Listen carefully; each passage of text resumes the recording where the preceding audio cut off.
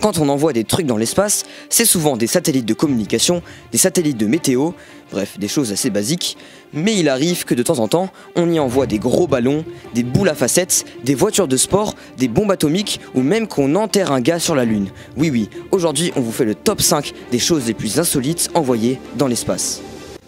Et bonjour à toutes et à tous, aujourd'hui on est sur l'info décalée, on invite un nouveau membre qui s'appelle Julia qui est avec nous aujourd'hui. On est toujours avec Ulysse et Antoine et Karim qui est à la régie, merci à lui. N'hésitez surtout pas à vous abonner et à lâcher votre plus gros like, on essaie de rush les 1K avant la fin de l'année, c'est parti.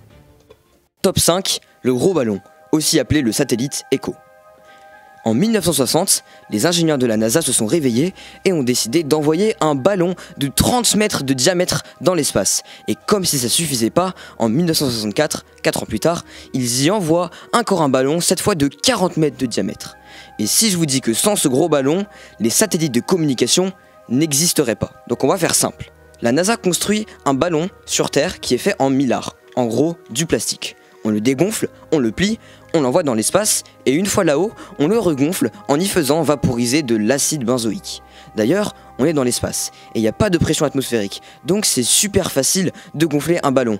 Sur Terre, quand on essaye de gonfler dans un ballon, on doit souffler super fort pour aller contre cette pression atmosphérique. Mais dans l'espace, il n'y en a pas. Vous pouvez essayer d'aller dans l'espace et de gonfler un ballon, il suffit juste d'un petit pchit et il éclate. Mais je vous ai toujours pas dit le rapport avec les télécommunications. Ce satellite, sa particularité, c'est qu'il est assez gros pour refléter les ondes radio. Et la NASA l'a créé justement pour faire des expériences sur le transfert de données via l'espace. En gros, on a un émetteur radio sur Terre. On envoie une onde radio dans l'espace qui va se refléter contre ce ballon. Le reflet de l'onde va aller vers la Terre, mais beaucoup plus loin que l'endroit où on l'a envoyé. Et cela a donc abouti à la première émission radio d'un discours du président Eisenhower du New Jersey à la Californie. Maintenant on passe au top 4, la boule à facettes géante, aussi appelée Humanity Star. Humanity Star c'est quoi? C'est plusieurs chercheurs néo-zélandais qui ont cherché à créer une boule à facettes de 1 mètre de long. C'est Rocket Lab en 2018. En gros, ils ont fait ça juste pour montrer que leur programme spatial néo-zélandais arrivait à envoyer des objets en orbite grâce à leur fusée envoyée depuis la Nouvelle-Zélande. Du coup, la boule à facettes était sur l'orbite polaire, puisque ça a été envoyé en Nouvelle-Zélande. Une boule à facettes, ça sert à réfléchir des rayons de lumière.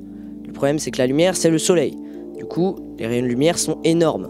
Le problème, c'est que ça perturbe les astronomes. Pourquoi? Parce que quand tu fais des observations spatiales et que tu as un énorme faisceau qui se balade sur ta vision, ça détruit tous tes repères et c'est très perturbant pour faire des recherches et pour faire des relevés.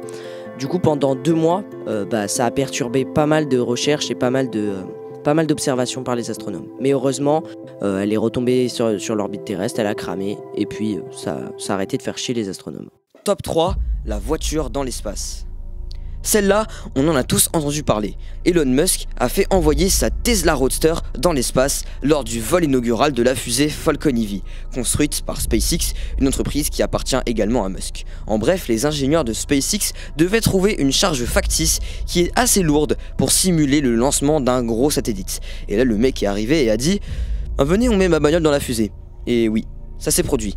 La voiture est maintenant en orbite héliocentrique entre Mars et la Terre et elle va sûrement continuer de tourner autour du Soleil, elle et son mannequin embarqué, pendant des centaines de millions d'années avant de s'écraser dans le Soleil ou de se faire éjecter du système solaire à cause de l'influence gravitationnelle de Jupiter. Bon, pour l'instant, c'est la voiture la plus rapide de l'univers avec une vitesse maximale de 121 600 km/h. Top 2, la bombe nucléaire dans l'espace. Alors les Américains, ils ont fait beaucoup de conneries, mais celle-là a été vraiment monumentale. Envoyer une bombe nucléaire dans l'espace. Et oui, Starfish Prime, c'était la bombe nucléaire envoyée dans l'espace. C'est le nom de code donné à cette mission qui a eu lieu en 1962, réalisée par l'armée américaine et non par la NASA. Cette mission visait à tester les conséquences de l'explosion d'une bombe nucléaire dans l'espace sur les radars ou sur les moyens de communication à longue distance. En gros, ils ont pris une bombe nucléaire, ils ont donc envoyé la bombe nucléaire dans l'espace et celle-là a pété. Ça a créé un énorme champ électromagnétique qui a désactivé plus d'une centaine de satellites dans l'espace. Et surtout, ça a foutu un bordel monstre sur la terre ferme parce que ça a quand même désactivé pas mal de radars justement. Au moins, ils ont réussi leur expérience. C'est donc pour ça qu'ils ont fait signer qu'ils ont demandé de faire signé une convention à tous les autres pays du monde en leur demandant de ne pas envoyer de bombes nucléaires dans l'espace. Bien sûr, tout le monde l'a signé cette convention, sauf la Russie, logique. Alors, on ne sait pas si la Russie a refait des tests, s'il y a des bombes nucléaires dans l'espace en ce moment. C'est assez flou, bien sûr, c'est la Russie. Mais bon, on espère que ce massacre ne recommencera pas. Top 1, l'enterrement sur la Lune. Alors la dernière chose la plus insolite envoyée dans l'espace, c'est un humain. Pas une personne vivante, ça on a déjà vu, mais les cendres d'Eugene Shoemaker, la seule personne de l'histoire à avoir été enterrée sur la Lune. C'était un des fondateurs de la planétologie, donc l'étude des planètes, de leur orbite et tout ça. Et il a découvert une comète. Il est mort en 1997 et c'est début 1998 que ses cendres ont été envoyées vers la Lune à bord de la mission Lunar Prospector qui avait pour but de cartographier la Lune. Quand la sonde est arrivée à court de batterie, elle s'est écrasée volontairement sur la Lune avec les cendres. Donc voilà, c'est la seule personne à avoir été enterrée dans l'espace. Du coup, paix à son âme et on peut dire qu'il est littéralement au ciel.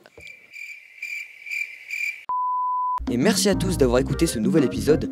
Merci surtout à ceux qui nous suivent depuis le tout début, parce que ça fait presque 1 an que la chaîne YouTube existe. Donc merci encore à vous.